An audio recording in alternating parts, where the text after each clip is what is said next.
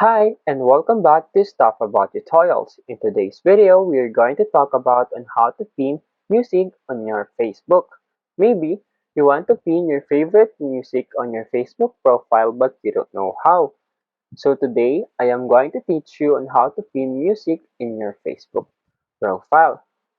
Check the video description and I will try to leave the written instructions. So without further ado, let's get into the video. First you need to do is to open your Facebook application. Once you open your Facebook application, you will be directed into this home page. And then now, to pin a music to your profile page, simply tap on this profile icon to be directed into this profile page. Once you are in this profile page, simply scroll down and you'll see here the music. Tap on the music button. And then in here are the lists you added to your music. To pin the music, simply tap on this three dots icon and you will see in here there's an option, Pin to Profile. Simply tap on this Pin to Profile. As you can see, song has been pinned.